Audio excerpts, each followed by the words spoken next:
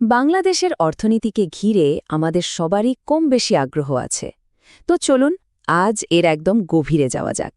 আমরা এর ভিত্তি, বিভিন্ন খাত আর ভবিষ্যতের সম্ভাবনাগুলো নিয়ে সহজভাবে আলোচনা করব। আচ্ছা, আজকে আমরা কি কি বিষয় নিয়ে কথা বলবো? প্রথমে দেখব অর্থনীতির মূল ভিত্তিটা কি। তারপর গ্রাম আর শহরের অর্থনীতির মধ্যেকার সম্পর্কটা বোঝার চেষ্টা করব। এরপর অর্থনীতির প্রধান খাতগুলো ঘুরে দেখব। আর সবশেষে সবচেয়ে গুরুত্বপূর্ণ বিষয়, কিভাবে দেশের মানুষকে মানব সম্পদে পরিণত করা যায় তা নিয়ে আলোচনা করব। কোনো দেশের অর্থনীতি বুঝতে হলে সবার আগে যেটা জানতে হয় সেটা হলো তার অর্থনৈতিক জীবনধারা। চলুন বিষয়টা একটু সহজ করে জেনে নিই। অর্থনৈতিক জীবনধারা শব্দটা শুনতে একটু কঠিন মনে হলেও ব্যাপারটা কিন্তু খুবই সহজ। এর মানে হলো একটা দেশের মানুষ সাধারণত কিভাবে তাদের জীবিকা নির্বাহ করে। যেমন কেউ গ্রামে চাষাবাদ করে, আবার কেউ শহরে কারখানায় কাজ করে। এই সবই অর্থনৈতিক জীবনধারার অংশ। দেখুন, যদিও আমাদের দেশে এখন শিল্প আর ব্যবসা বাণিজ্য অনেক এগিয়ে গেছে, তারপরেও একটা সত্যি কথা হলো বাংলাদেশের অর্থনীতির একেবারে গোড়ায় রয়েছে কৃষি। দেশের বিশাল একটা অংশের মানুষ এখনও সরাসরি কৃষির ওপরই নির্ভরশীল। এখন আমরা দেশের দুইটা ভিন্ন চিত্র দেখব, গ্রামের অর্থনীতি আর শহরের অর্থনীতি।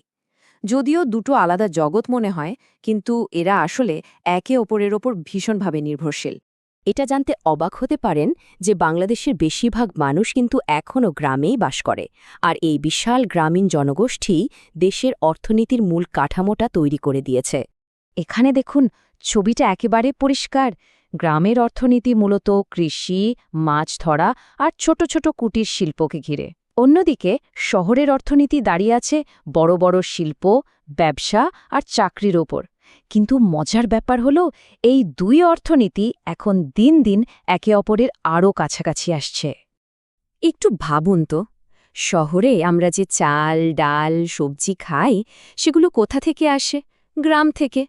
আবার গ্রামের ছেলেমেয়েরা ভালো পড়াশোনা বা চিকিৎসার জন্য কোথায় যায়? শহরে। এভাবেই কিন্তু গ্রাম আর শহর একে অপরকে ছাড়া অচল। তো এই যে এত বড় একটা অর্থনীতি, এর মূল স্তম্ভ বা পিলারগুলো কি কি? মানে কোন কোন খাত থেকে দেশের বেশিরভাগ আয় আসে? চলুন এখন সেটাই জেনে নেওয়া যাক। এই চার্টটা কিন্তু খুব ইন্টারেস্টিং। দেখুন, দেশের বেশিরভাগ মানুষ কৃষিকাজের সাথে যুক্ত থাকলেও জিডিপিতে অর্থাৎ মোট দেশজ উৎপাদনে কৃষির অবদান প্রায় 12%। সবচেয়ে বড় অবদান রাখছে সেবা খাত, প্রায় 52%। আর তারপরই আছে শিল্প খাত। জিডিপিতে অবদান কম হলেও কৃষি খাতকে কিন্তু ছোট করে দেখার কোনো সুযোগ নেই। কেন? কারণ এই খাতটা আমাদের খাবারের যোগান দেয়, আমাদের খাদ্য নিরাপত্তা নিশ্চিত করে, আর বিভিন্ন শিল্পের জন্য কাঁচামালও কিন্তু এই কৃষি থেকেই আসে। এবার আসি শিল্প খাতে। আর শিল্প বললেই আমাদের মাথায় আসে তৈরি পোশাক বা গার্মেন্টস শিল্পের কথা, তাই না? এই একটা শিল্পই মেড ইন বাংলাদেশ ট্যাগটাকে সারা বিশ্বে পরিচিত করেছে।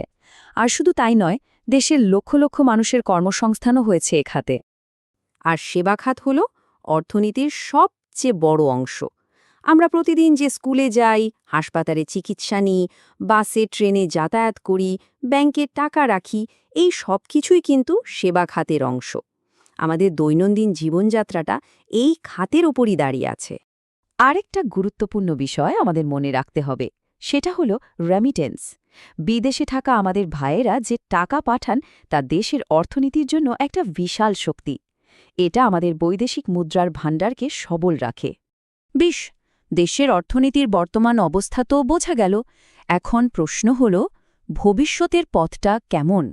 সামনে কি কি সম্ভাবনা আর চ্যালেঞ্জ অপেক্ষা করছে? চলুন দেখি।